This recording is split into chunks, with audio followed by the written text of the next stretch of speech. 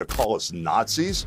I was in Madison Square Garden. I looked all around. I'm used to the building. There was no stinking Nazis in there.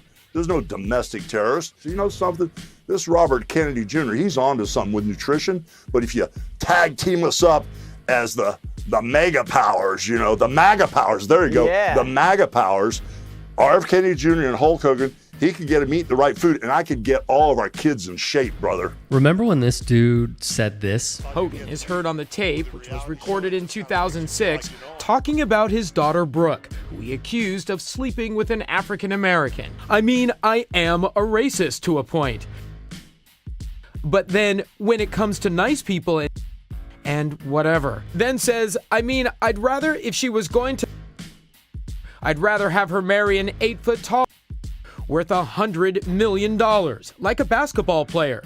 Guess we're all a little racist. Because Godfrey certainly does. Yeah, Hulk Hogan, you kind of disappointed a lot of us, especially as African Americans. Listen, I was a Hulk Hogan fan. You know what really bugs me is, like, especially with our folks, we're always fans of a lot of people who have disappointed us. We gotta stop. We gotta start defunding all these, man. No more black fans for you. We keep putting money in these pockets, and that's why they keep saying whatever they want to say to us, man.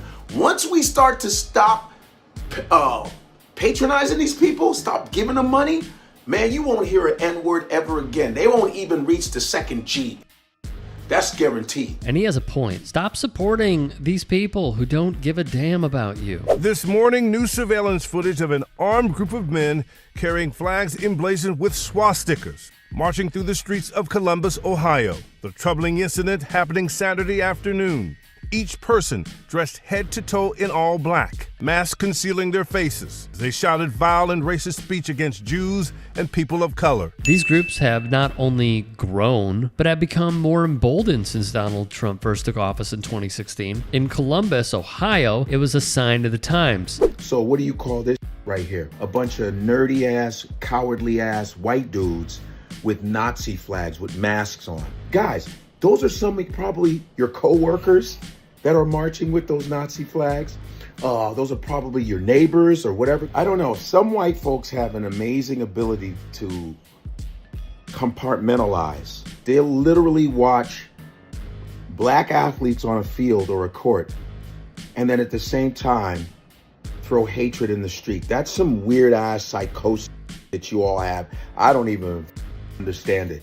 I do not understand it. You start complaining about all these Mexicans are coming in here. What the But you had Taco Tuesday. A fair and valid point by the comedian. Let's also not forget the hat Melania Trump wore to the inauguration. You know who reposted her outfit? Kim Kardashian. Just throwing it out there. She was like fucking smooth criminal. You've been hit by smooth criminal. Oh, I love the way Melania Trump was dressed. Oh, she did look like the Hamburglers there. She looked like Kung Lao. Kung Lao from Mortal Kombat. You see Donald Trump tried to kiss her? Her hat almost sliced him the off. Kung Lao wins. Fatality. Hilarious reference here. Across the country, Donald Trump made huge inroads with Latino voters. According to NBC exit polls, 55% of Latino men nationwide voted for Trump, a 19-point jump from 2020. Among Latina women like Mireya, an 8-point gain. And while Vice President Harris won a slight majority of the Latino vote overall, Trump increased his support 14 points from the last election. The top issue among Latino voters, like it is for the Alvarez family, the economy, with immigration a distant fourth. Mario and Mireya both crossed the border illegally as teenagers, but became citizens under President Ronald Reagan's amnesty.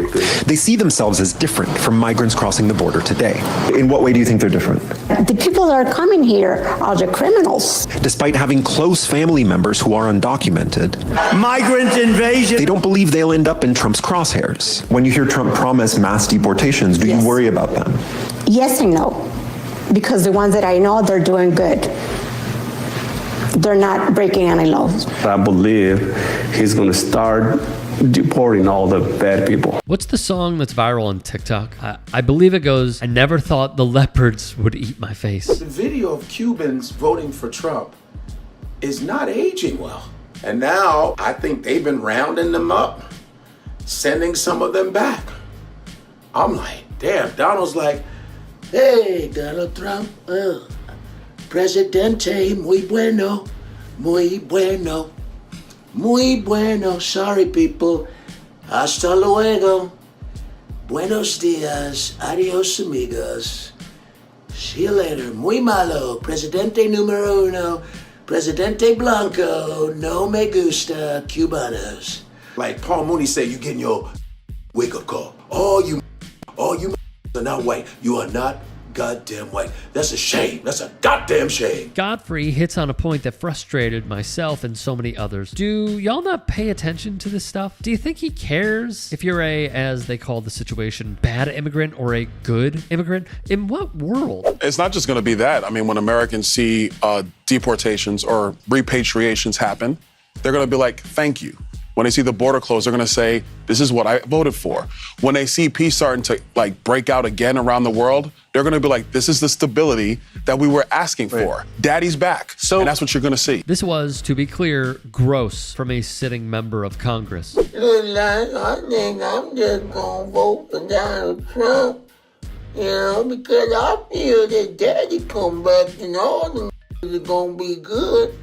Cause you don't understand that life is good with our daddy home. Yeah, I was getting worried for a long time. Yes, sir. Yes, sir, master. I know what I'm gonna do. Yeah, now that daddy home, black people gonna have a good time. He make our life real good now. There's been widespread debate about potential harms from online content. Governments and legacy media have pushed to censor more and more. A lot of this is clearly political. The recent elections also feel like a cultural tipping point towards once again prioritizing speech. So we're gonna get back to our roots and focus on reducing mistakes, simplifying our policies, and restoring free expression on our platforms. Why it's been so difficult over the past 4 years when even the US government has pushed for censorship. By going after us and other American companies, it has emboldened other governments to go even further. Remember this video Meta CEO Mark Zuckerberg posted, where he signaled to the right by essentially stating, "Don't worry guys, free speech is back. Please return to our platforms." It was silly, yet. But a lot of African American creators get blocked. We get shadow banned. We get our taken down. It'll be like community guidelines over some. And a lot of times, you'll block the African American creators, the black creators that are like doing positive or some smart shit, some cool shit. You block all that. But the African Americans that are buffooning and acting a goddamn fool, they got millions and millions of followers. You never block them. But all the people that I know, the men and women that are doing the really dope stuff, whether it's historical, whether it's creative musically stuff, making people think and just fly, nothing like too over the top, you block them. There's no explanation. You can't talk to anybody. You try to appeal it, they don't appeal it. But then if there's a white kid that steals something from a black kid, you give them all the numbers. So Zuckerberg, if you're talking about free speech, is this like code word for, yo, white people, do what the you do best? Because I feel like that's a code word for N-word all day. Because they already do that. We might get riddled with N-word. For more of Godfrey's content, head over to his YouTube page, which can be found at the URL youtube.com/@GodfreyComic. His Facebook at facebook.com/comedian Godfrey, and TikTok under the username Godfrey Podcast. One of the most hilarious dudes out. Throw him a follow. Hey, I appreciate you watching. Now, if you can, please do become a channel member by going to youtube.com/TYT Sports and clicking the join button. If that's too much for you, you can just go to tyt.com/join to become a member. It helps all of us out here at the Young Turks and keeps our network afloat. In addition, you can follow me on my socials on Twitter, Instagram, and TikTok. Appreciate the love. Have a great day.